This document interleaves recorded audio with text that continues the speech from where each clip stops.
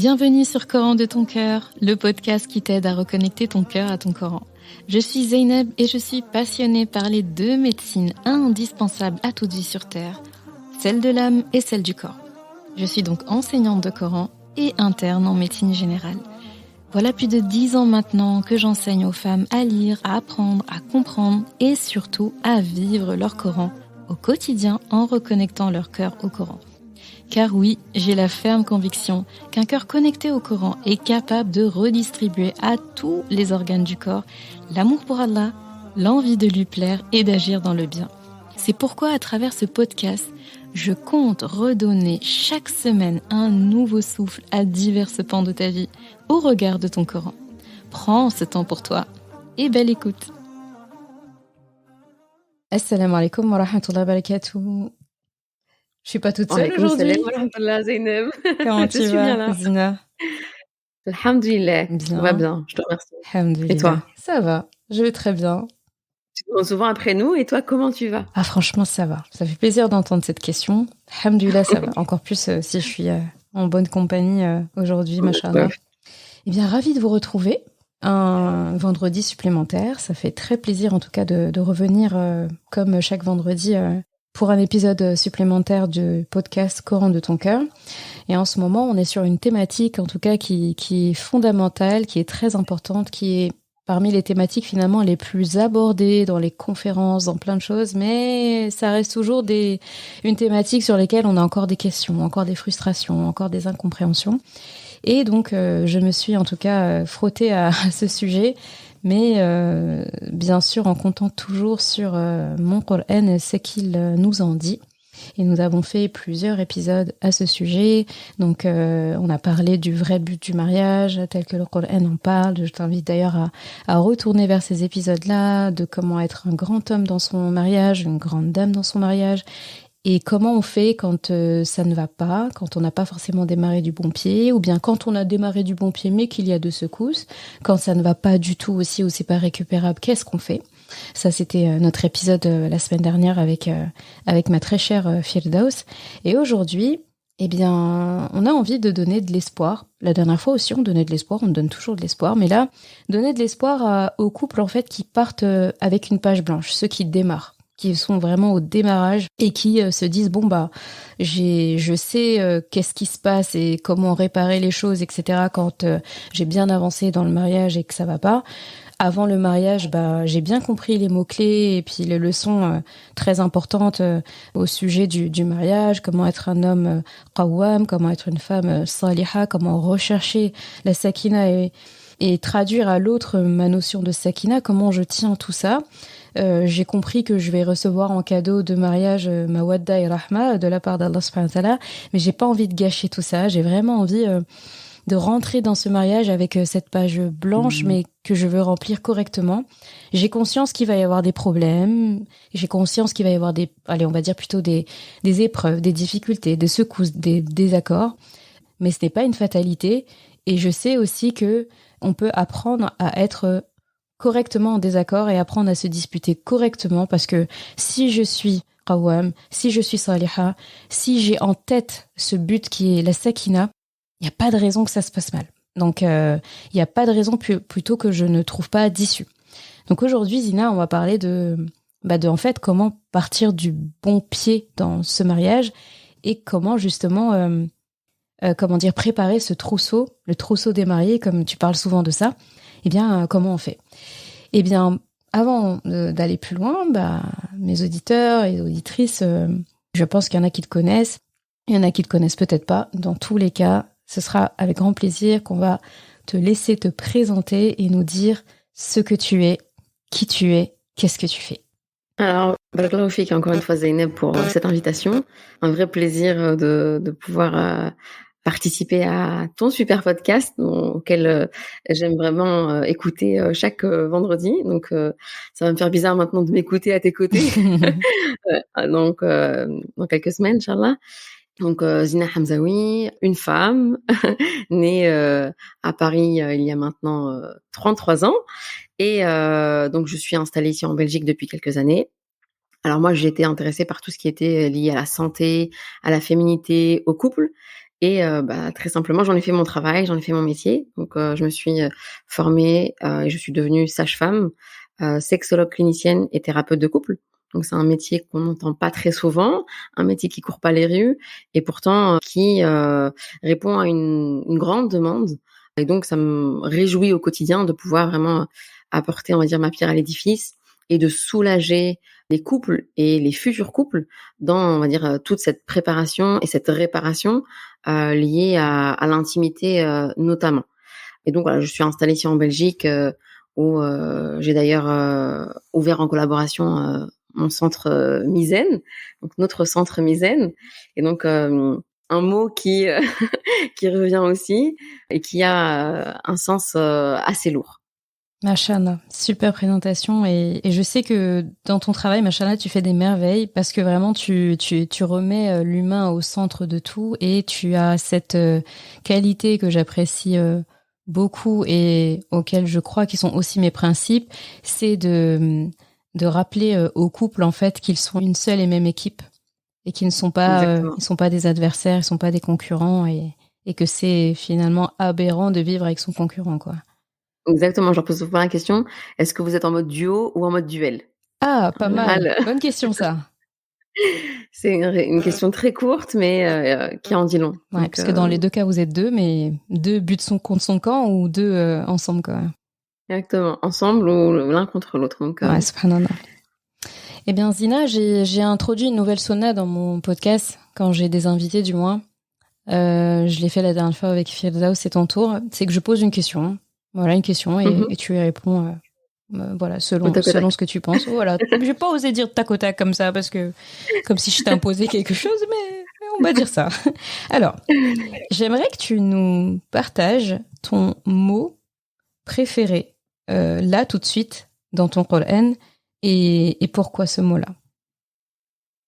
Ah, magnifique question. Venant de ta part, je n'en attendais pas moins. Euh, j'ai envie de dire, c'est les dérivés de Rahma qui reviennent tout au long du Coran. Donc déjà, dans la Basmala, on est déjà servi presque à chaque sourate. Et c'est vrai que ce mot, les dérivés de Rahman, de Rahim, de Rahman, ça me parle énormément, notamment dans ma fonction de sage-femme. Parce que voilà, ça c'est un point d'ailleurs que tu as déjà pris le temps d'expliquer, je pense dans au moins un ou deux épisodes, si ma mémoire est C'est bonne. ça. Et c'est un mot dont on va dire on pense souvent à la miséricorde, c'est traduit comme ceci, au miséricordieux, au tout rayonnant d'amour, en fonction des traductions. Et en fait, quand on le lit et qu'on le comprend aussi avec cette question d'amour inconditionnel, on va dire cet amour qu'une mère porte à son enfant, ce fameux utérus qui a une place très importante. Et le fait que on va dire ce mot aussi rythme notre Coran autant de fois, c'est quelque chose pour moi qui est lourd de sens et qui me rappelle énormément, donc, et d'une part cet amour inconditionnel et cette richesse féminine. En tout cas, c'est comme ça que moi je le vis en tant que femme et en tant que sage-femme. C'est très beau. Eh ben, tu sais, parce que t'as pas encore écouté l'épisode, parce qu'il n'est pas encore sorti, Firdaus a donné le même mot. Subhanallah. Et vous vous êtes pas coordonnés, quoi. Subhanallah. Tu vois, c'est la Incroyable. preuve, hein. Ça veut dire que que l'amour d'Allah, quand on en prend conscience, le fait de penser à ça en premier lorsqu'on pense au Coran, je trouve ça très très fort de sens quand même. On a une grande pensée à Firdaus alors. Ouais, écoute, voilà. Elle va dire que tu l'as copié, mais c'est pas grave. C'est pas vraiment copié là. Machallah. Alors, Zina, du coup, de quoi va-t-on parler aujourd'hui? De partir du bon pied, c'est ça? Alors, on va parler de couple, de préparation, comme je dis, de se préparer plutôt que réparer. Donc, moi, je suis la thérapeute qui aime bien donner les métaphores, les proverbes, On va s'entendre plein là-dessus. d'exemples. C'est pareil ici. Plein d'exemples, voilà, pour essayer de marquer les esprits autant que possible et pour vraiment être la plus claire possible. Donc, c'est vrai que ça aussi avec mon collègue ici sur Bruxelles, Oussama Jamal, on a aussi un séminaire de préparation au mariage. On a un petit peu importé ce qui se passe en Malaisie. où les gens, avant de se marier, ils étudient, ils assistent vraiment à un séminaire pour comprendre le rôle de l'épouse, le rôle de l'époux, comment fonctionne un couple, quels sont les différents problèmes qu'ils peuvent rencontrer, parce qu'on va en rencontrer, même si on est plein de bonnes intentions, même si on est un qawwam, même si on est une saliha, on va rencontrer des difficultés et justement, comment y faire face, comment rebondir, comment se passe la vie intime aussi, un sujet très tabou, mais qu'il est primordial de développer. Et donc, dans ce séminaire-ci, l'idée, c'est vraiment que les futurs mariés puissent avoir leur trousseau. On appelait ça le trousseau, parce que bon, donc moi je suis d'origine tunisienne, mes deux parents sont tunisiens, et comme dans beaucoup de cultures, les mariés, quand va arriver la cérémonie, elles vont préparer, des valises avec plein de vêtements, la fameuse vaisselle qu'elles vont avoir chez elles, des éléments de décoration, des bijoux, du maquillage, etc.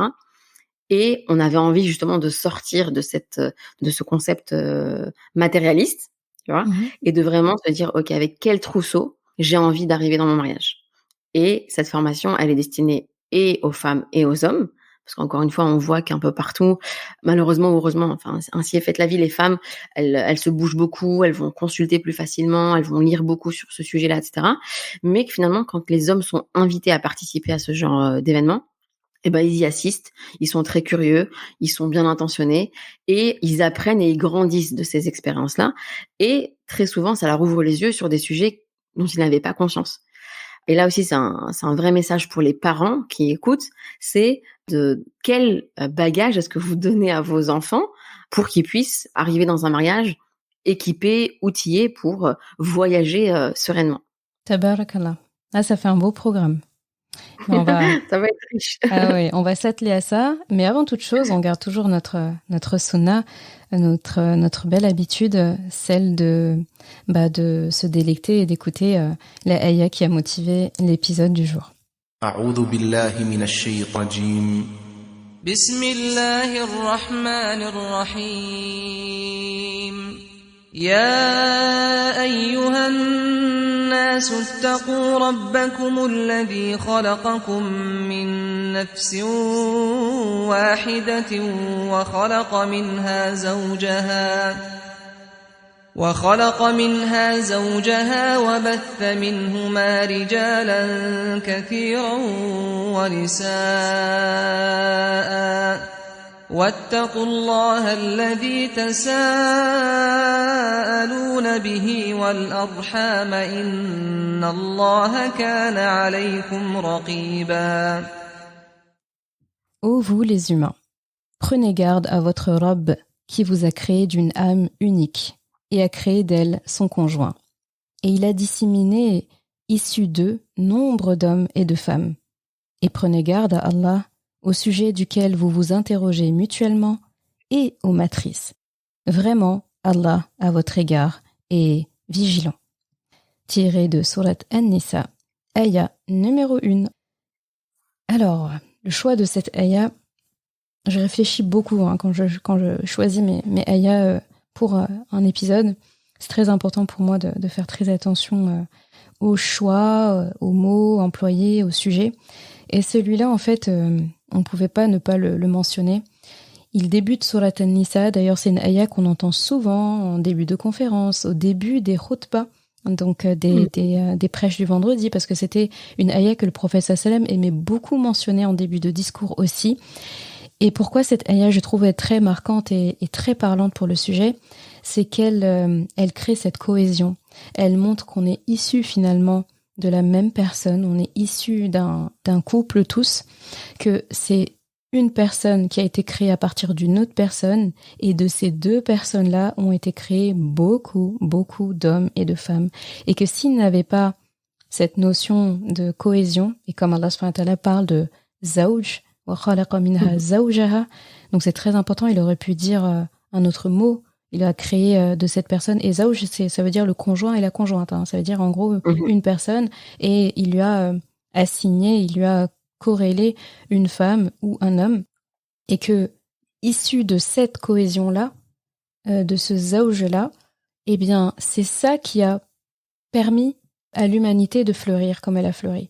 comme pour nous dire que si cette base elle n'était pas là, bah vous ne seriez pas autant d'hommes et de femmes vivant aujourd'hui et pouvant justement lire cette ayah.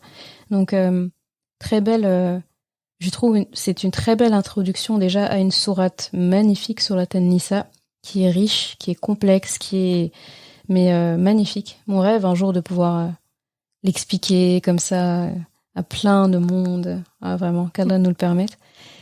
Et je trouve que voilà que cette ayah vraiment elle place tout et ce rappel qu'Allah subhanahu wa ta'ala a dit en disant ittaqullah, ittaqullah, c'est traduit tantôt par craignez Allah, tantôt par prenez garde à Allah, tantôt par et je pense que c'est une définition qui englobe tout, ayez conscience d'Allah. Dans tout ce que vous faites, ayez conscience d'Allah. Quand tu as conscience d'Allah, tu regardes pas les gens pareils, tu regardes pas ta femme pareil, tu regardes pas ton mari pareil, et c'est très important. Et Allah rappelle aussi dans cette ayah qu'il faut prendre garde à lui, qu'il faut avoir conscience de lui.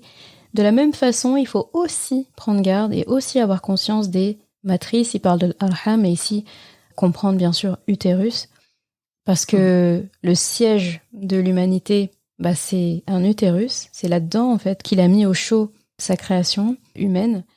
Et cette matrice-là, c'est à la femme qu'il a confié la tâche de le contenir en elle, comme pour rappeler aussi que, eh bien, ça rappelle toujours encore le rôle de l'homme vis-à-vis de son épouse et l'importance en fait que l'effort démarre de lui, prends soin de ce raham, de ces matrices-là, parce que tu en es issu et parce que toute l'humanité en sera toujours issue.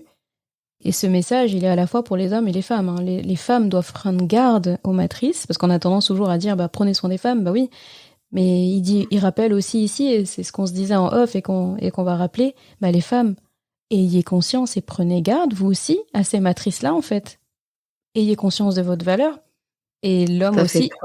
Exactement, les deux doivent prendre conscience de cette valeur-là. Et il se trouve que cette matrice-là, elle est à l'intérieur de la femme. Ça fait penser aussi que la matrice, certes, elle est à l'intérieur de la femme, mais elle bénéficie aux femmes et aux hommes. Donc, vous avez tous les deux intérêt, en tant que zawj, en tant que team, en tant que azwaj plutôt, et en tant que team, de prendre soin tous les deux de cette matrice parce qu'elle est aussi importante pour l'un que pour l'autre. Totalement. Et prendre soin, c'est être déjà à l'écoute des signaux que ces utérus vont envoyer. Quand une femme elle n'est pas sous contraception hormonale, bah, elle va être cyclique, c'est-à-dire que en fonction de son cycle menstruel, elle va avoir des moments où elle va être pleine d'énergie, des moments où elle va être plus fatiguée, des moments où elle va être plus sensible, des moments où elle va être agréable, des moments où elle va être moins agréable. Et quand une femme connaît déjà son cycle, est à l'écoute de son utérus et à l'écoute de ses changements, on va dire, internes, bah, ça va être beaucoup plus facile pour elle de les expliquer à son époux. Et un homme qui va, on va dire, développer cette capacité à être à l'écoute de son épouse et justement à observer ces changements-là, mais il va savoir en fait s'adapter. Il va se dire, ok, tiens, je sais que les jours qui arrivent, mon épouse, c'est là un moment où je dois pas trop l'embêter, même si je suis d'humeur taquine, je vais aller mollo parce c'est que l'hiver là. Voilà, exactement. Elle est à fleur de peau, elle va démarrer au quart de tour. Il vaut mieux que, hop, je me fasse tout petit, tout discret, que je la laisse tranquille. Au contraire, je sais que là, tiens, cette semaine-ci, bah, ma femme, c'est une période du mois où bah elle est plus ouverte à des propositions, elle déborde d'énergie, elle-même, elle va peut-être proposer même des activités, etc. Donc, tiens, je vais en profiter pour prendre plus d'initiative. Et en fait, l'un et l'autre, quand on va s'écouter et bien se découvrir, en fait, ben, on est vraiment en mode duo. On n'est plus en mode duel, comme je disais. C'est vraiment, on va venir grandir ensemble. Et ça commence par se connaître déjà soi en tant que femme. Je suis toujours étonnée du nombre de femmes qui découvrent comment fonctionne un cycle menstruel une fois qu'elles sont mariées ou même une fois qu'elles sont enceintes ou même une fois qu'elles ont accouché. Subhanallah, c'est juste incroyable de se dire, on devrait apprendre ça au moment de la puberté, on devrait apprendre ça à nos filles et à nos garçons pour justement faire d'eux de futurs adultes pleinement, on va dire, riches de connaissances. Et malheureusement, beaucoup découvrent ceci, on va dire, lors d'un projet bébé ou même en postpartum. Enfin, ça pose question. Donc, cette idée de trousseau, c'est aussi d'avoir des connaissances qui peuvent paraître secondaires, alors qu'en fait, elles sont hyper importantes. Ah, subhanallah. Mais c'est exactement ça. C'est exactement ça. toute façon, on aura l'occasion d'aborder ça. Bah écoute, Zina, comme on a parlé dans les précédents épisodes, en tout cas, tu les as écoutés, machallah, t'es assidue. Donc, tu sais qu'on a évoqué pas mal de mots-clés, machallah, pas mal de mots-clés. Donc, il y a, on peut les rappeler rapidement parce qu'aujourd'hui, comme on va ajouter des mots-clés, c'est intéressant quand même qu'on ait en tête les anciens. Normalement, quand des mariés s'apprêtent justement à démarrer leur vie maritale, ils ont déjà fait, ou en tout cas, ils vont continuer de faire ce travail-là, mais ils ont déjà fait le travail de recherche de sakina chez l'un et chez l'autre. Donc, quelle est ma définition de sakina, de la paix, de la tranquillité, de là où il faut bon vivre, où est-ce que j'ai envie d'habiter finalement? Quelle est la mienne? Quelle est la tienne? Ça match, eh bien, on voit qu'on peut aller ensemble. On a vu aussi que une fois que, en tout cas, on s'engage, que un cadeau de mariage offert par Allah est tout prêt et nous attend. Et là, c'est al-mawadda et ar-rahma. Donc, cet amour intense par la mawadda et cet amour plus vaste et plus étendu dans le temps et plus durable à travers la rahma. Et ensuite, on avait abordé aussi que pour que tout ça puisse prendre du sens et que tout ça puisse se réaliser, il fallait que ce soit réalisé par un homme qawwam et par une femme saliha, donc un homme qui prend ses responsabilités, sur qui on peut compter, qui est debout, qui est présent, qui a un effort constant pour prendre soin de sa femme et de sa famille, et une femme saliha en face qui reçoit en fait cette sécurité, qui reçoit cette abondance de cet homme et qui en retour a tout le réservoir nécessaire et tout le carburant, l'énergie suffisante pour pouvoir, elle aussi, produire de magnifiques choses et être cette gardienne de cette famille, d'être celle qui finalement préserve les secrets de toute la famille, les préserve en sécurité, bonne conseillère, bon soutien. Et on a vu aussi que c'était un cercle vertueux parce que l'homme finalement a besoin de ce produit que la femme va faire à partir du carburant que lui aura donné. Et quand lui, justement, il a des baisses de régime, elle est toujours là justement pour pouvoir, en gros, c'est le carburant que tu m'as donné, je l'ai recyclé, j'en ai créé un produit fini génial et je te le redonne parce que là tu en as besoin pour te relever en tant que qawwam et ainsi de suite. Et donc dès que un quitte son poste, c'est là qu'on voit que la boucle se ferme pas très bien. Et donc aujourd'hui, on a d'autres notions qui rentrent en compte, même si c'est des mots aussi qui étaient déjà présents avant. C'est la notion par exemple de zaouj. Et là, je te laisse le privilège de nous parler de l'importance de ce mot, de cette notion-là, lorsque ces deux mariés-là sont en train de mettre le premier pied là dans leur mariage et démarrent en fait leur vie maritale. Ouais, et ça c'est hyper important d'avoir de bien garder en tête cette notion-là, parce qu'on entend souvent le mariage c'est la moitié de la foi. C'est quelque chose qu'on entend très très souvent et on le comprend, enfin les gens peuvent le comprendre comme voilà, je me marie, c'est bon, j'ai accompli la moitié. Non, en fait, c'est pas ça. On espère que tu arrives dans le mariage en ayant déjà fait une partie et que le mariage va venir travailler la suite. C'est-à-dire que ton époux, ton épouse va te permettre de t'améliorer, va te permettre de développer, tu vois, ça fait un peu coaching 2.0, mais développer la meilleure version de toi-même. Parce que quand on se marie, en fait, l'autre va nous voir dans notre vraie nature. On va être intime. Et là, je parle pas de l'intimité sexualité, je parle vraiment de notre intimité psychique limite. C'est-à-dire que l'autre va nous découvrir et l'autre va appuyer là où ça fait mal. Donc, il va venir nous titiller, il va venir nous embêter. Il va après à l'autre d'avoir l'art et la manière de souligner ce qui va pas, d'avoir, on va dire, une certaine subtilité, une certaine délicatesse pour souligner justement ce qui ne va pas, ce qui doit être travaillé, pour nous aider à nous améliorer. Et donc, quand l'un et l'autre arrivent et qu'ils sont tous les deux sereins, sereines, qui ont tous les deux compris c'était quoi, on va dire, leur source de sakina, ils vont arriver, en fait, ils ont déposé les armes. Ils sont pas en train ils sont pas sur un ring de boxe, tu vois, ils ont déposé la paire de gants et ils sont à l'écoute. Ah, c'est vrai, t'as raison, en fait, quand tu me dis ça, ça pique un peu, c'est un peu inconfortable, mais je vais travailler là-dessus. Et d'ailleurs, c'est bien que tu puisses t'ouvrir à moi parce que je voulais aussi te faire part que quand tu fais ça ou quand tu dis ça, bah ça me dérange, ce serait bien que ça puisse être fait d'une autre manière, etc.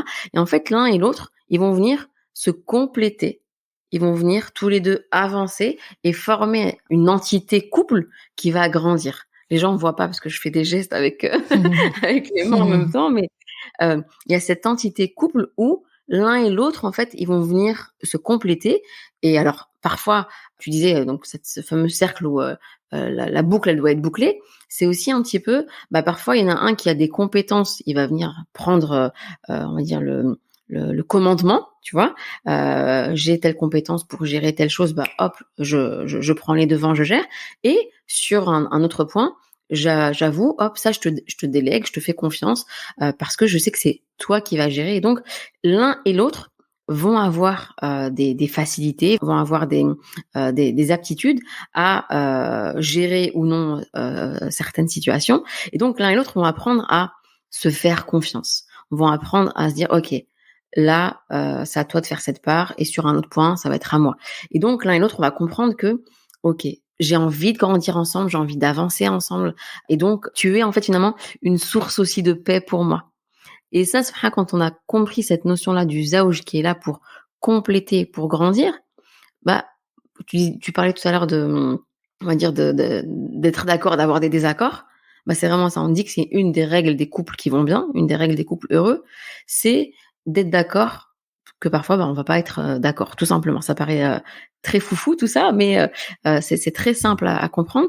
Et donc, quand on a compris que l'un et l'autre, en fait, on est là pour s'aider, pour avancer, pour grandir, bah en fait, on s'amuse, on met beaucoup plus de fun entre nous, on est beaucoup plus authentique, on est beaucoup plus spontané, et tu vois, on n'est plus dans ces calculs, dans ces règlements de compte qu'on peut observer ici et là, parce que on n'a pas la peur d'être jugé par l'autre, parce que l'autre il est là pour me compléter, et je sais et je suis convaincue que l'autre il est là pour me faire grandir. Et ça aussi, c'est un des ingrédients des couples qui vont bien, c'est être convaincu que l'autre, il a une bonne intention. On parle énormément du bon soupçon au sein du couple. Franchement, c'est hyper important. À partir du moment où tu vas douter de l'intention de l'autre, c'est le début de la fin. Ah, c'est compliqué. La personne dont on doute se sent en danger après. Bien sûr. Alors que normalement, Zaouj, il est censé installer la sécurité. Tu vois, normalement, je me marie pour trouver ma paix aussi, pour trouver ma sakine. Et donc, toi, en tant qu'époux, épouse, tu dois contribuer à ma sécurité. Et donc, si toi-même, tu doutes de moi, ben, en fait, tout ce que je vais faire, c'est déjà perdu d'avance. Donc, pourquoi faire, finalement? Pourquoi? Donc, pour revenir sur les ingrédients, il y a différents ingrédients pour que les couples aillent bien. Un de ces ingrédients, c'est le bon soupçon. C'est être convaincu que l'autre, il me veut du bien. Être convaincu que l'autre, il a envie de grandir avec moi. Et là, c'est un petit peu aussi de se responsabiliser. Quand on se marie, on prend une lourde responsabilité. Et qu'est-ce que moi, je fais pour répondre à mes responsabilités? Parce que c'est toujours plus facile de dire, c'est la faute de l'autre, c'est l'autre qui fait trop, c'est l'autre qui fait pas assez, c'est l'autre qui est pas là, c'est l'autre, etc., etc. Plutôt que de se dire, qu'est-ce que moi, je fais, qu'est-ce que moi, j'apporte, en quoi est-ce que je contribue au bien-être de cette entité de Zaouj. Et là, ça change toute la donne. Magnifique. Ouais, c'est super clair, machallah. Très bien. Et bien, du coup, quand, voilà, disons que je suis un Zaouj, je suis un homme, donc l'entité homme de ce couple-là, et je veux partir d'un bon pied dans mon mariage, en fait. Quels sont les conseils là que je suis censée recevoir? Quelle est cette posture de Qawwam qu'on doit me rappeler et comment justement comment démarrer ce rôle de Qawwam en tant qu'époux en fait? Parce que normalement je le suis déjà en tant qu'homme intrinsèquement, je l'ai été dans ma famille, en tout cas j'ai été formée comme ça, mais là je vais l'être avec une personne avec qui j'ai jamais expérimenté ça. J'ai une sœur, j'ai une mère, mais une épouse, c'est pas la même chose. C'est pas ma mère. Donc je fais comment? Ça ne doit pas devenir ta mère, en tout cas, c'est certain. C'est sûr. Et n'attends pas qu'elle devienne ta mère. Ça aussi, c'est donc l'un et l'autre. Encore une fois, ils ont leur responsabilité pour rester dans leur rôle respectif et ne pas empiéter sur un autre territoire. Ok. Alors, conseil, déjà de connaître sa valeur à lui en tant qu'homme. C'est-à-dire, souvent, tu vois, on dit être une personne de valeur, être un homme de valeur, être une femme de valeur. Ok, bah, si j'estime être un homme de valeur, quelles sont les valeurs qui pour moi sont fondamentales, qui pour moi me caractérisent? Quels sont les mots-clés auxquels les gens vont m'identifier? Si les gens pensent à moi, ils vont se dire, tiens, Foulen, c'est vrai que lui, c'est un homme honnête, c'est un homme doux, c'est un homme loyal, etc. Et ok, dans quelle mesure est-ce que dans mon quotidien, je vis ces valeurs-là, tu vois?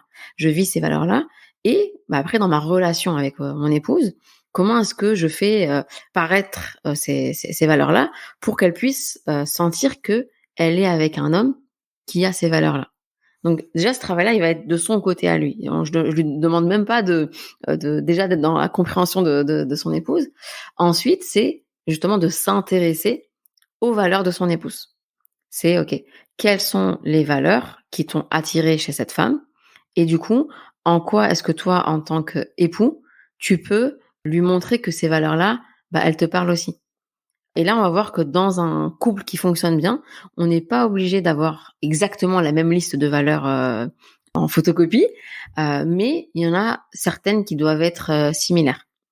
Et après, eh ben, on va un petit peu rejoindre le monde de l'autre. Peut-être que, je sais pas moi, peut-être que je suis pas un homme qui est très très très fun, très très très joyeux. D'ailleurs, la valeur du sérieux, c'est quelque chose d'important pour moi. Mais je sais que pour mon épouse, c'est quelque chose de très important. Bah, je vais un petit peu relâcher la pression. Je vais un petit peu me prendre un peu moins au sérieux. Je vais un petit peu plaisanter. Je vais un petit peu la surprendre. Je vais un petit peu pour rejoindre un petit peu sa valeur. Dans l'autre sens, donc après voilà, ça c'est tu m'as posé la question par rapport à l'homme, donc Ouais. je respecte ta règle, je m'arrête à l'homme. D'accord. Alors du coup, en tant que femme, comment je fais pour partir du bon pied dans mon mariage, voilà, donc tu as parlé de valeurs, tout ça, mais comment justement je rentre dans ce mariage avec les qualités de saliha qu'on m'a enseigné, que j'ai appris, et qui quelque part pour pouvoir s'exprimer vraiment, ça s'exprime avec un homme, hein, comme Allah subhanahu wa ta'ala le dit, avec un époux précisément, comme Allah subhanahu wa ta'ala en parle dans le Coran quand il dit et par conséquent les salihat, fas salihat, voilà, une femme qui lit ça, eh bien elle est limite enthousiaste, elle a limite hâte en fait de pouvoir avoir un conjoint en face chez qui elle peut laisser exprimer cette part-là d'elle-même, en fait, comment elle peut finalement être la digne héritière de maman Hawa qui était au contact de son époux, papa Adam, quoi. Alors conseil du coup pour les femmes, ça va être donc déjà d'avoir fait aussi également ce travail de conscientiser ces valeurs-là. Et c'est un conseil que j'aurais aussi pu donner pour les hommes, de déjà faire un tri dans les croyances qu'on a par rapport au couple. Tu vois, des fois on arrive dans un mariage en se disant oui, un homme, il faut faire attention, ou une femme, il faut faire attention, on est un petit peu sur nos gardes.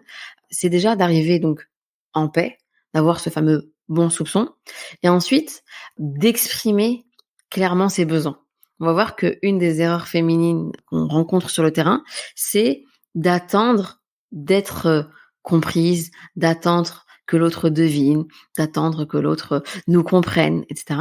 Alors qu'en fait, il s'agit de justement bien avoir en tête que l'homme et la femme ne réfléchissent pas forcément de la même manière. Donc un conseil pour les femmes, c'est d'exprimer les besoins et de pas se dire je dois me donner à 150% parce que c'est trop en fait, on est dans l'excès. Donne-toi à 100%, fais ce que tu peux faire. Tu vois, fais pas moins que ce que tu peux faire, mais fais ce que tu peux faire et ne fais pas plus en te disant oui, je me donne à fond, comme ça il va sentir que il a bien fait de me choisir, que je suis une super épouse et que du coup je vais recevoir encore plus que ce que j'ai investi.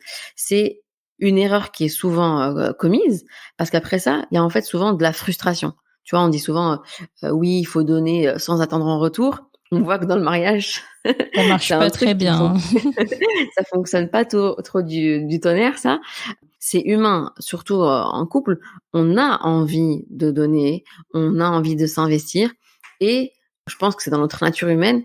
On attend indirectement ce fameux retour sur investissement. Tu vois, ça paraît très cru dit comme ça, mais on attend un merci, on attend une reconnaissance, on attend une considération. Et donc, en tant qu'épouse, c'est de se dire, OK, quelles sont les valeurs qui pour moi sont importantes et de quelle manière est-ce que j'ai envie finalement de prendre soin de l'autre. Et là, c'est de pas commencer à calculer, de pas commencer à se dire oui, mais tu vois, aujourd'hui, on est beaucoup aussi dans cette situation où les femmes, elles peuvent être, tu vois, déjà sur la défensive, elles attendent le moindre faux pas, elles vont trop souligner ce qui va pas. Non, tranquille, on y va mollo, on va construire la relation ensemble et parfois, eh bien, il faut fermer les yeux. Alors, dans le début du mariage, on n'a limite pas besoin de fermer les yeux parce que c'est naturel, on est un peu aveuglé, on voit que des étoiles partout et ça brille autour de nous. Mais au fil du temps, justement, cette lune de miel, elle va s'estomper, tu vois. Et donc, les conseils ils vont être différents en fonction que le couple soit dans la phase de lune de miel ou bien qu'il soit dans l'étape suivante. Mashana. Ouais, c'est la question que j'allais te poser plus tard. Mashana, barakallahu fiki. Et du coup, parce qu'on a parlé justement de ça, donc un homme qui veut démarrer du bon pied, une femme qui veut démarrer du bon pied. Moi, parmi les conseils que j'avais déjà entendus, et je trouvais ça pertinent, c'est le fait justement de savoir prendre des engagements et limite faire une sorte de pacte des bonnes pratiques en fait dans le couple. Est-ce que toi, tu recommandes ça et comment tu verrais ça se mettre en place ?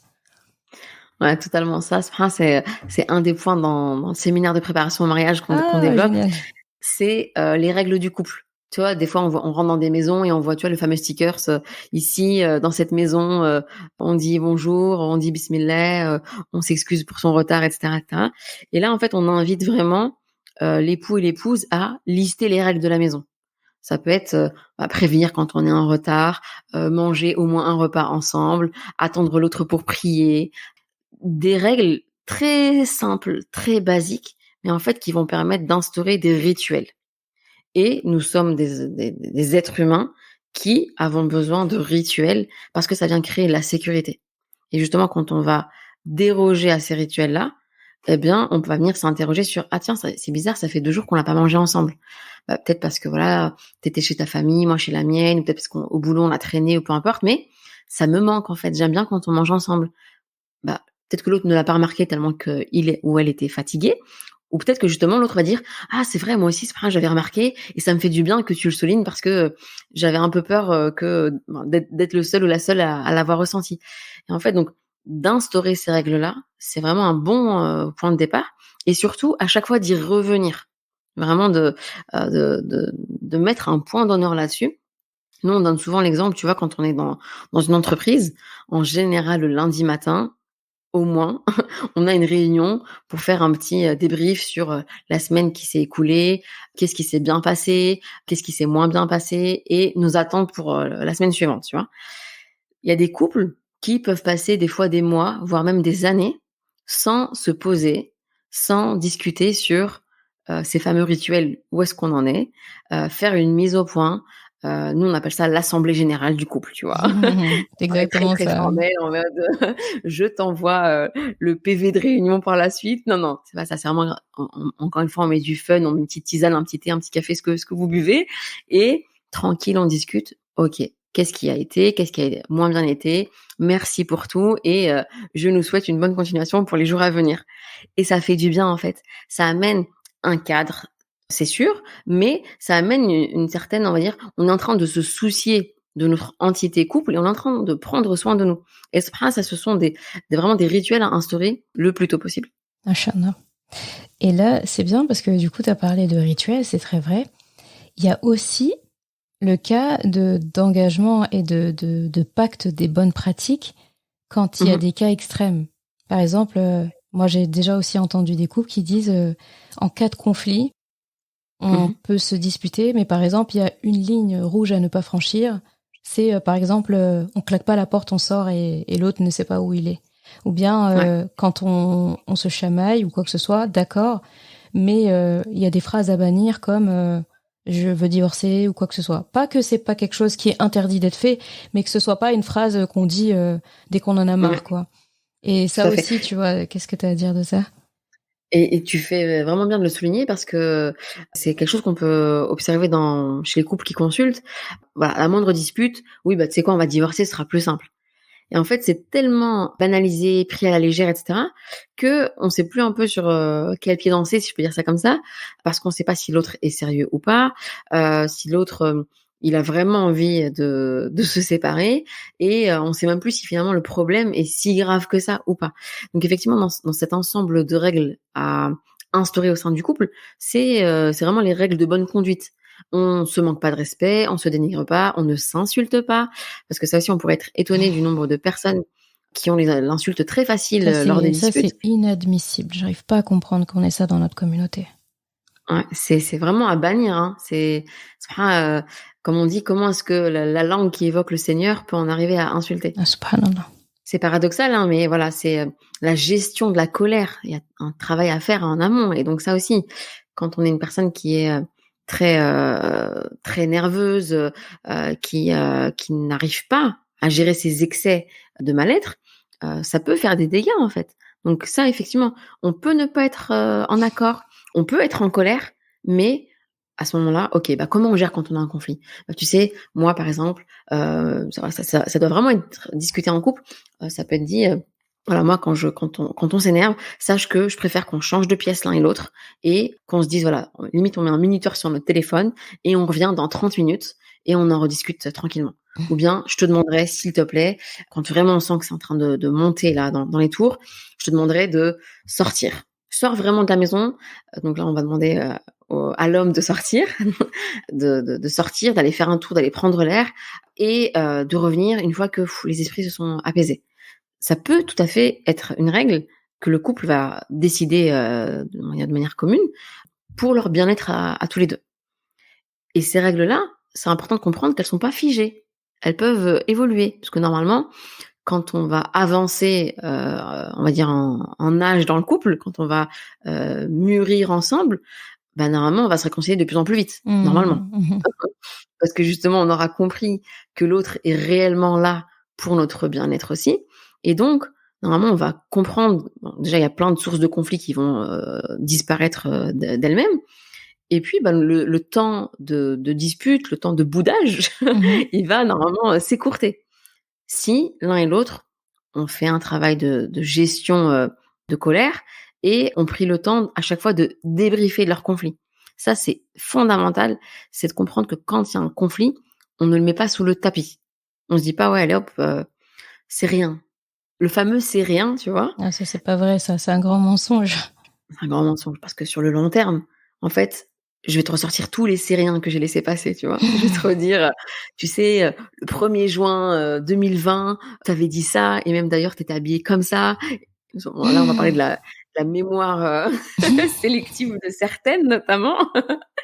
Même si on n'aime pas trop les clichés féminins masculins, mais il y a une certaine réalité, parce que voilà, souvent on dit que la femme elle a une mémoire émotionnelle très très présente, et ça c'est important aussi. Tout à l'heure je disais un des ingrédients c'est le bon soupçon. Le deuxième ingrédient c'est le vrai pardon. Quand on pardonne, on a archivé, hop c'est bon, c'est affaire classée, on n'en parle plus. Si on pardonne réellement, on ne revient plus dessus. Tout à fait. Et c'est la règle en plus, normalement. Quand Allah subhanahu wa ta'ala pardonne à quelqu'un, ça fait partie des bienséances de ne pas rappeler à la personne l'objet de son péché ou son erreur, parce que finalement, c'est entre elle et Allah. De quel droit déjà tu te mets à l'évoquer?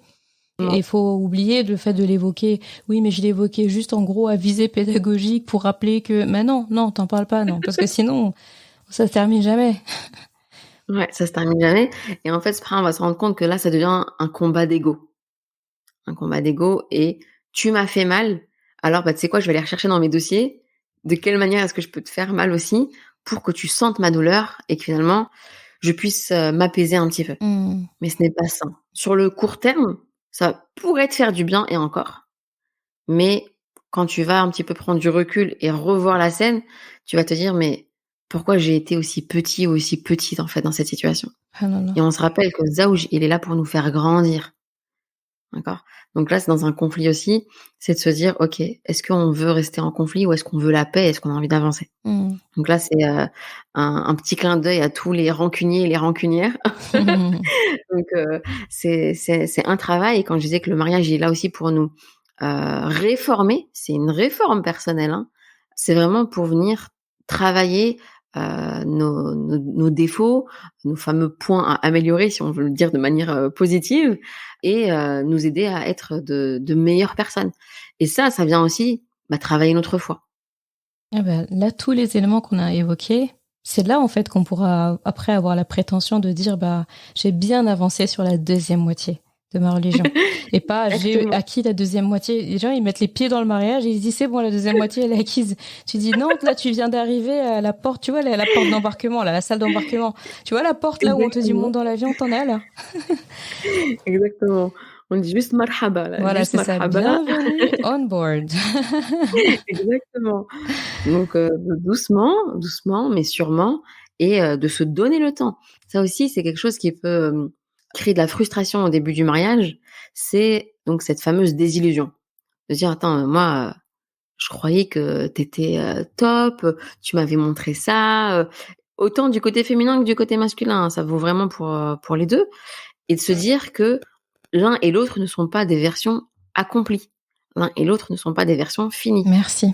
Comme j'aime l'expliquer, la première année de mariage, vous allez arriver à la version 1.0. D'accord ? C'est bien. Attends, t'as anticipé ma question. Je te la pose comme ça, c'est fait. J'allais te dire que j'aimerais bien que tu nous rappelles les différentes phases justement de ça. Et en fait, non seulement rappeler les phases, mais il y a quelque chose aussi parce que tu vois, il y a la phase lune de miel. Mais en fait, ce qu'on nous demande quand on nous parle de la phase lune de miel, donc on sait il va y avoir une phase moins mielleuse qui arrive après, donc la désillusion. Mais du coup, entendre ça laisse penser aux gens que finalement ils se préparent plus à la phase de désillusion qu'à la phase lune de miel. Et j'aimerais bien que tu rappelles aux gens que la phase de miel, elle est faite pour kiffer. Elle est faite pour aimer. Exactement. Effectivement, elle doit se passer en fait. Il faut qu'il y ait une phase gnangnan entre guillemets. C'est nécessaire en fait, c'est nécessaire pour la suite, mais effectivement, faut que je te prévienne, faut que je te dise la vérité parce que ça sert à rien de dire ça va être tout beau, tout rose et après tu vas regarder la personne et dire mais personne m'a dit en fait qu'après tu vois, vous m'avez trahi, tu vois. Non, d'un côté, je suis pas en train de te dire que tu vois, tu m'as tellement parlé de la phase des illusions que ma phase lune de miel, j'en ai même pas profité, tu vois. Non, en fait, apprécie les deux. Et aussi qu'après la phase des illusions, il y a une phase, il y a l'après où en fait après le vent, après la tempête, il y a le bateau qui se stabilise et ça va et voilà et on est prêt pour la vague qui va arriver après parce que on aura vécu tous ces intempéries et on a développé des aptitudes pour gérer. C'est vraiment ça, hein, c'est de se dire que la phase de lune de miel, alors certains la vivent aussi avant le mariage, tu vois, quand les familles elles font connaissance, c'est aussi cette période de khoutuba, elle est très importante, hein, quand l'un va chez l'autre, l'homme vient par exemple avec ses parents, ses frères et sœurs, ils vont chez la famille de la fiancée et ils voient comment est-ce que elle vit dans son environnement et inversement. C'est une phase très importante parce qu'il y a une phase de séduction avec les règles de la pudeur qui sont respectées bien évidemment, mais elles viennent, si tu veux, créer des choses tellement douces, tellement Halloween, tellement agréables que ça va venir remplir la fameuse banque d'amour, ça va venir remplir le fameux réservoir, tu parlais tout à l'heure de carburant, ça va venir remplir le réservoir et plus tard, quand ça n'ira pas, vous repenserez à ces moments-là. Vous allez vous dire, ouais, c'est vrai que c'était bien en fait. Et donc, si on a réussi à le vivre à ce moment-là, on peut en fait le revivre. C'est-à-dire que tous les deux, on a ces capacités à vivre ces moments-là. Et c'est en cela que c'est important de s'autoriser à vivre cette lune de miel. Et la lune de miel, il y a des couples qui vont la vivre juste quelques semaines, des couples qui vont la vivre presque 1 an. D'accord ? Mais elle peut durer encore dans le temps si elle est entretenue. Si elle est entretenue, et encore une fois que les deux ont déposé leurs armes, elle peut tout à fait durer longtemps. Mais ça demande un vrai effort, ça demande une vraie remise en question et ça demande une vraie prise de conscience que le mariage, c'est pas je me la coule douce et tout est servi sur un plateau d'argent, tu vois. Ça demande que je me responsabilise et je me dise OK, qu'est-ce que je peux faire pour rendre la chose plus mielleuse. Et bien sûr, à un moment donné, va y avoir la désillusion parce que on est des humains, il y a une certaine routine qui va s'installer, il y a le fameux métro boulot dodo qui va prendre le dessus et à nous justement d'avoir des rituels qui sont sains. Et justement tout à l'heure quand on parlait des fameux conseils que je donnerais à l'homme et à la femme au début, c'est de surtout pas oublier qu'ils ne sont pas que des époux, mais qu'ils sont aussi un homme et une femme. Tu vois, que la femme, elle se dise pas, voilà, je me marie, c'est bon, je mets toute ma vie de côté et je m'investis à 100% dans mon couple. J'oublie mes parents, mes frères et sœurs, mes amis, mon moment à moi qui me faisait du bien. Tout comme l'homme, il va pas oublier ses parents, ses frères et sœurs, ses amis, et il oublie ses moments à lui qui lui faisaient du bien. C'est hyper important d'avoir ces moments-là du fameux chacun pour soi, tu vois, pour pouvoir aussi d'une certaine manière se ressourcer et bien se retrouver. Et donc dans la phase de désillusion, si l'homme et la femme, ils ont pris soin d'eux individuellement, ben en fait quand ils vont se retrouver, encore une fois, ça va être du fun. Ils vont pas mettre toutes leurs attentes on va dire, je vais pas rendre responsable de mon bien-être exclusivement mon conjoint. Et ça, c'est important de le comprendre parce que ça permet de décharger l'autre parce qu'il a pas apporté cette charge-là qui ne lui appartient pas.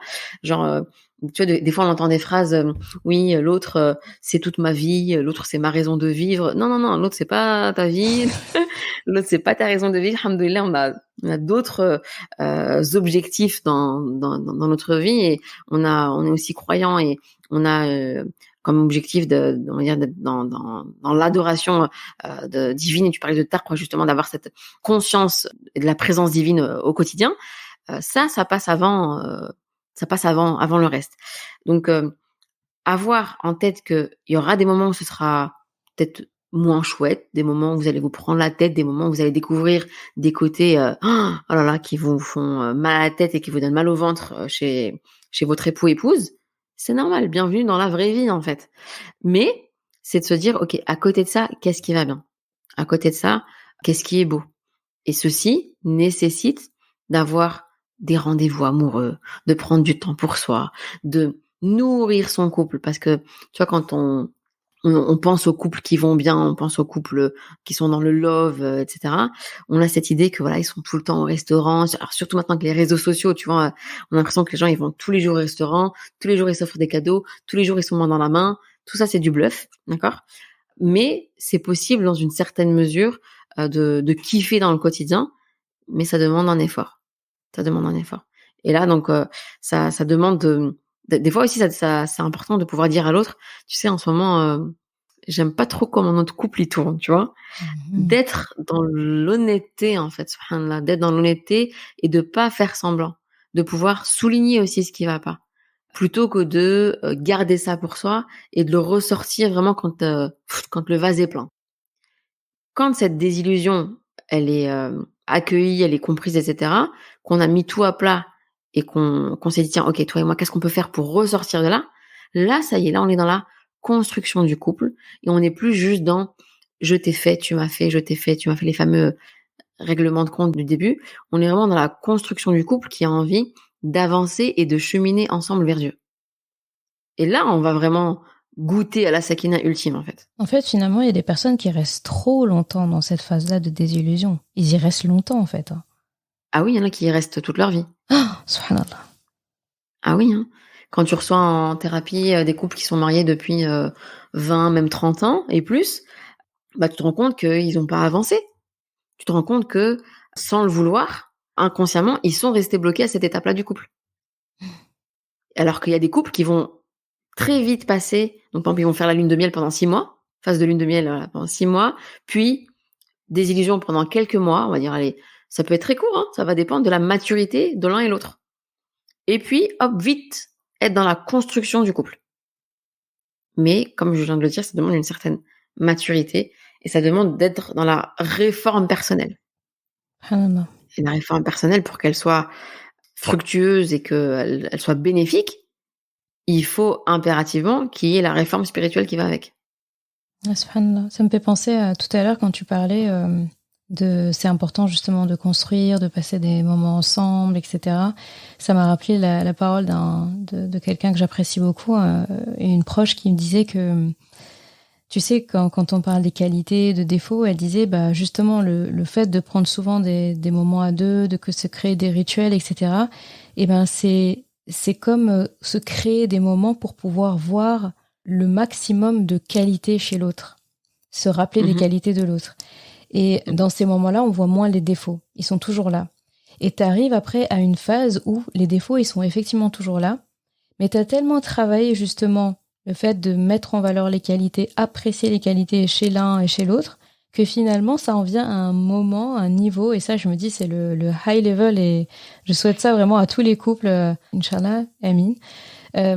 T'arrives à un moment donné où les défauts de la personne, ça devient mignon. J'ai déjà entendu des fois des hommes dire ça, ils disent, bah, femme, elle a des défauts, hein. Mais c'est tellement, vraiment mignon, mais après des années de mariage, hein. Mais pourquoi? Mais parce qu'ils ont emphatisé les qualités, où, en fait, quand tu te concentres là-dessus, et mutuellement, hein, et ben, les défauts sont effectivement là, mais en fait, on n'en fait plus des masses, quoi. Et souvent, c'est des défauts, c'est bidon, en fait. Parce que finalement, ces défauts, ils n'ont pas eu le temps de s'exprimer trop.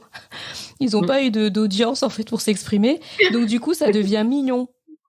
Alors que, quand les qualités sont pas là, ou bien quand on n'est pas qawwam, quand on n'est pas saliha, et quand, en fait, chacun n'assume pas ses responsabilités, ben, en fait, comme les qualités ne sont pas assez mis en lumière et forcément ne peuvent pas s'exprimer, et ben là, le défaut, là, qui est bidon en temps normal et qui est censé être mignon, ben, ça devient un calvaire et ça fait de l'autre un monstre. Exactement.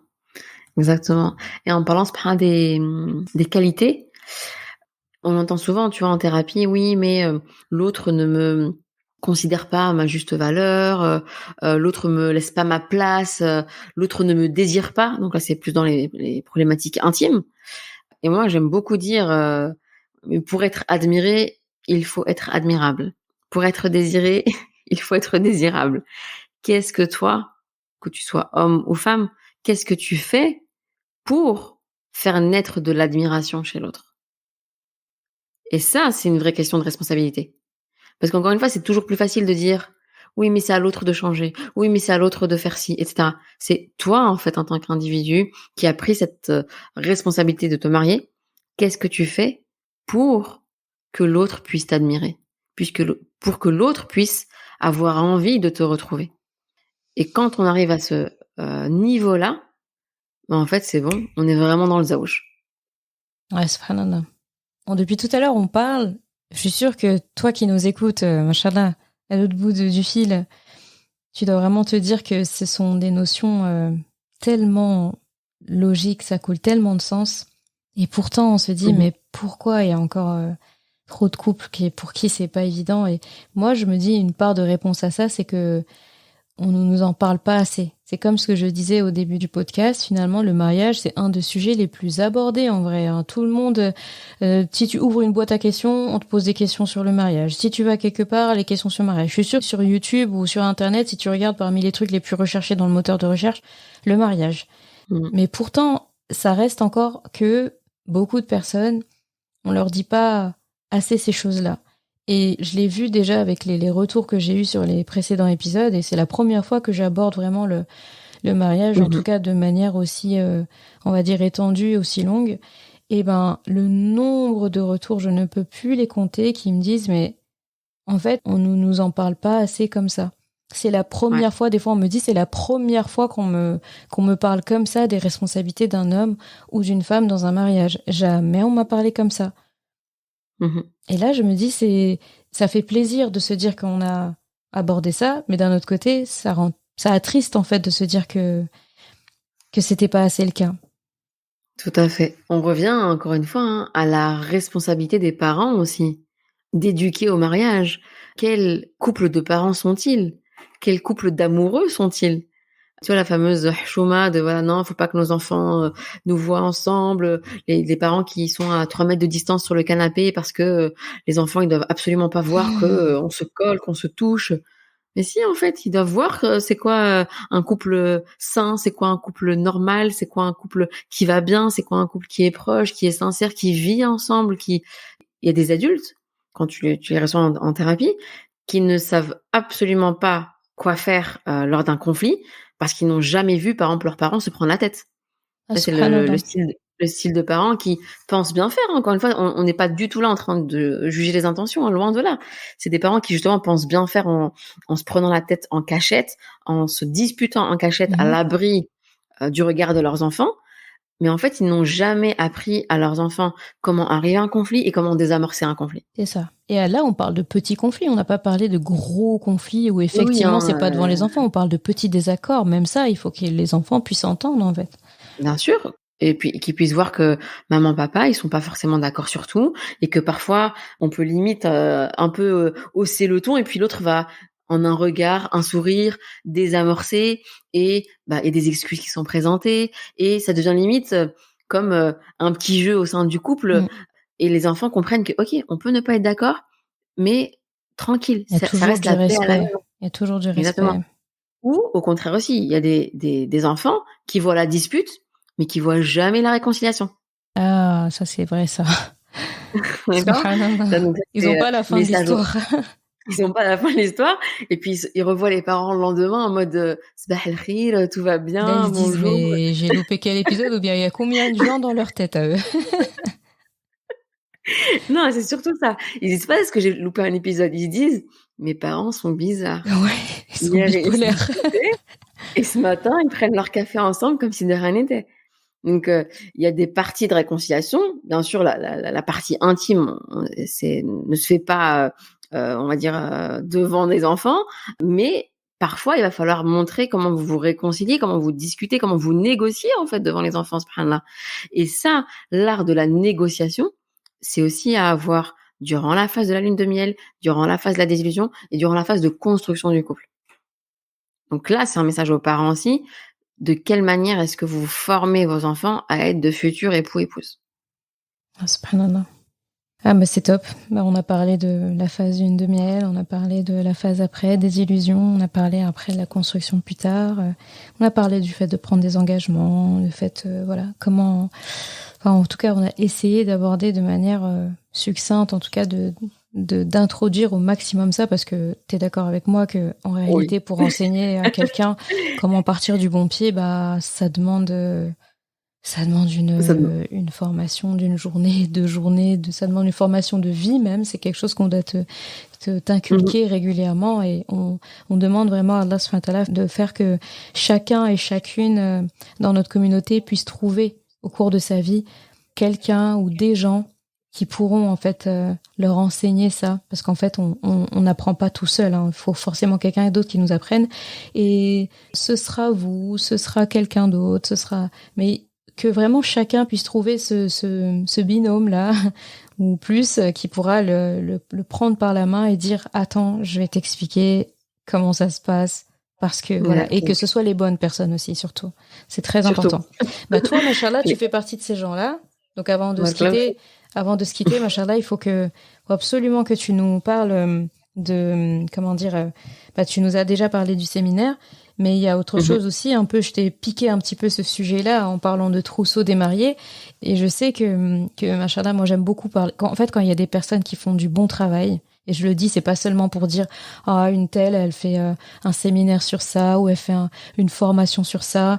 Moi, je n'ai rien à gagner de parler de ces choses-là, si ce n'est, si j'ai beaucoup à gagner auprès d'Allah, pouvoir, tu vois, c'est toi qui as fait tout le travail de cette formation-là, de ces séminaires-là, mais moi, tu vois, je peux m'inscrire dans la chaîne et gratter ma chaîne de Hassanet juste en parlant, tu vois. Et Allah me donnera autant de récompenses que toi. Donc, laissez-moi faire ma pub. Ah oui, mais moi, je suis comme ça, je suis opportuniste quand il s'agit d'Allah. Là, je fais mon placement de produit auprès d'Allah, tu vois, je vends mon produit. Ya Allah, voilà, j'aimerais bien récupérer une commission sur, Ya Allah, j'aimerais bien que tu me fasses récupérer une commission Yawm al-Qiyamah sur ça, précisément. Et voilà. Et je me suis coupée moi-même en disant que j'apprécie énormément, c'est ce que j'aime le plus, dans la communauté, chez les gens, un travail bien fait. Quand quelqu'un, en fait, prend un problème, au lieu de se mettre à se plaindre que on ne dit pas assez ceci, on fait pas assez cela, eh bien, on s'attelle à ça. Mon papa, quand par exemple, il entend quelqu'un se plaindre et dire, par exemple, prenons la question du hijab, par exemple, parce qu'il a déjà entendu, c'était pas moi, hein, mais il a déjà entendu quelqu'un, j'ai assisté à la scène qui disait, la communauté, c'est plus ce que c'était. Les femmes musulmanes aujourd'hui, c'est plus ce que c'était. J'ai encore vu quelqu'un qui a retiré son hijab. Et mon père, il a regardé droit dans les yeux, il a dit « Et t'as fait quoi pour régler la situation ?» C'est tout ce qui l'intéressait, en fait. Il a même pas fait le focus sur le sujet, surenchérir, ouais, t'as vu effectivement les sœurs, ou bien les pauvres, faut faire doigt pour elles. Non, il a dit toi précisément, qui vient me parler, qui vient me déranger dans ma tranquillité, là. Qu'est-ce que tu as fait pour ces sœurs-là ? Et là, les personnes, c'est pour ça que quand je fais justement des sujets de podcast et tout ça, mon papa, il apprécie énormément, ma mère aussi, ils disent toujours merci. Un problème, au lieu de rester à piailler sur le problème, toi, tu fais un sujet de podcast. C'est exactement ça. Donc ça, c'est à ma petite échelle. Mais pour revenir vraiment à ton travail, j'apprécie énormément le bon travail et le travail qui est utile. Et je sais que tu as une magnifique formation que j'ai hâte d'ailleurs aussi de faire pour comprendre et pour pouvoir aussi moi-même avoir des outils pour les gens qui me posent des questions, pour mes élèves à moi, pour mon entourage, etc. Une formation qui parle justement et qui s'intitule d'ailleurs Le trousseau des mariés, on est d'accord ? Tout à fait, le trousseau intime des mariés. Trousseau intime, bah oui, parce que ça c'est un sujet qu'on a vaguement abordé ici, mais qui est strictement nécessaire d'apprendre, d'accord, pour les couples qui vont se marier. Explique-nous. Et dont aussi Allah subhanahu wa ta'ala parle à plusieurs reprises dans le Coran. Et ça aussi, c'est que on pense, en tout cas beaucoup de gens pensent que l'intimité, la sexualité sont des sujets tabous, sont des sujets interdits, sont des sujets dont on ne doit absolument pas parler, alors que on prie avec des versets qui sont clairement en lien avec l'intimité. Donc ça pourrait peut-être faire l'objet d'un autre podcast, Inch'Allah, mais c'est de dire que justement le fait d'avoir fait croire qu'on ne pouvait pas parler de ces sujets-là, cela a créé énormément de difficultés au sein des couples mariés. Et je suis toujours étonnée du nombre de couples qui viennent en consultation et qui ont des difficultés d'ordre intime, d'ordre sexuel, et qui ne connaissent pas le b.a.-ba en sexologie. Comme je dis, tu monterais pas dans une voiture pour conduire si t'as pas suivi tes heures de théorie et que t'as pas passé, on va dire, un examen pour comprendre, on va dire, pour assimiler ces connaissances-là. Et là, on dit aux gens, ok, tu te préserves jusqu'au mariage, donc jusque-là tout va bien, c'est très bien, mais on n'explique pas la suite. Et une fois marié, eh bien, sache comment ça se passe. Connais ton corps, apprends à connaître le corps de l'autre. Sache que on parle pas de la nuit de noces en fait. C'est pas tu passes de rien, tu te maries à 25, 30, 35 ans et tu te retrouves en quelques minutes après la cérémonie, après le repas en famille, dans un état de nudité avec une personne qui t'était jusqu'alors étrangère, subhanallah. Et on se demande pourquoi est-ce qu'il y a autant de soucis d'ordre intime qui, par effet, on va dire, boule de neige, vont créer d'énormes conflits aussi au sein des couples. Et ça, à un moment donné, ça vient aussi impacter la foi des croyants. Parce que être en disharmonie sexuelle, être dans un inconfort intime, ça va en fait créer des tensions, ça va créer des prises de tête, ça va vite amener la désillusion là pour le coup. Ça va. Et donc l'idée de cette formation, c'était de donner un concentré, la crème de la crème des connaissances en matière d'intimité, toujours en respectant les règles de pudeur, en respectant les règles de bienséance dans mes explications, et avec tout un bagage, j'ai envie de dire scientifique, des connaissances, d'anatomie, de physiologie, de courbes d'excitation, etc. Et de parler quelles sont les difficultés que les couples peuvent rencontrer et surtout qu'est-ce qu'ils peuvent faire, en tout cas les conseils que je leur préconise pour que leur vie intime se passe de la manière la plus épanouissante possible. Machallah, qu'Allah te récompense pour ça parce que c'est quelque chose en plus, subhanallah, que tous les couples en fait ont une intimité.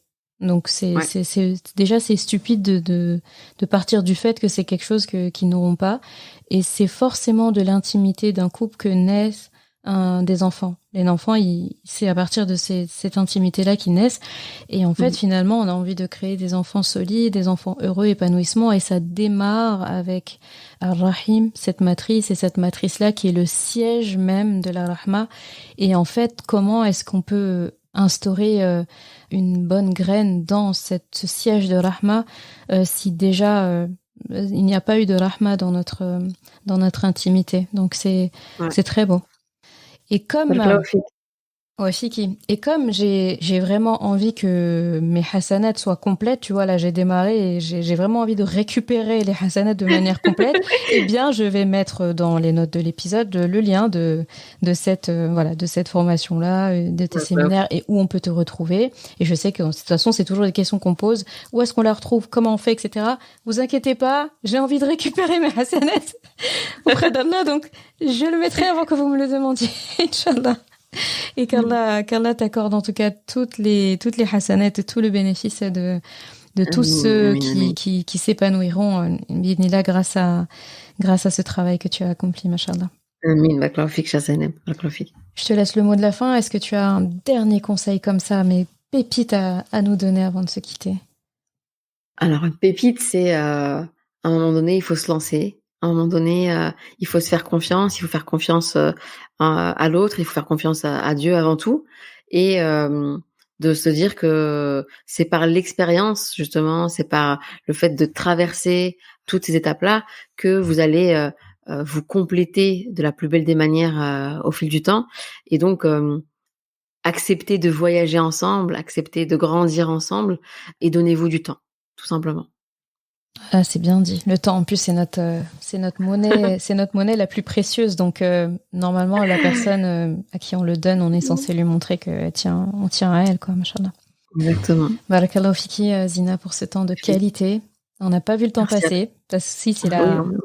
Quand on passe du temps avec des gens qu'on apprécie et qu'on aime, comme c'est le cas entre nous deux, machallah, même dans la vraie vie, on se parle, on se voit, on se côtoie et on s'apprécie comme des amis, machallah, qu'Allah fasse perdurer cette amitié. Eh bien, on n'a pas vu le temps. J'ai pas vu le temps passer avec toi, donc c'est la preuve, quoi. De même. Machallah. Barakallahu fiki. Ouais, fik. Et plein de bonheur et de facilité pour tous les couples et futurs couples qui nous auront écoutés. Amin, amin, ya Rab. سبحانك اللهم وبحمده نشهد أن لا إله إلا أنت نستغفرك ونتوب إليك. السلام عليكم ورحمة الله وبركاته. عليكم السلام ورحمة الله. Merci d'avoir écouté cet épisode. Et comme toujours, si ce podcast t'a apporté du bien, alors une chose à faire, t'abonner pour ne rien rater. Et si il te semble pouvoir être utile à d'autres personnes, sens-toi libre de le partager et même de laisser un commentaire et la note de ton choix sur ta plateforme d'écoute préférée. Ce sera une belle manière de me faire savoir que ce podcast doit continuer et être écouté par le plus grand nombre. Je confie à Allah subhanahu wa ta'ala le soin de préserver ta foi, ton honneur et ton cœur. Je te laisse à présent passer un bon moment avec ton Coran et je te dis à vendredi prochain pour un nouvel épisode. Assalamu alaikum wa rahmatullah.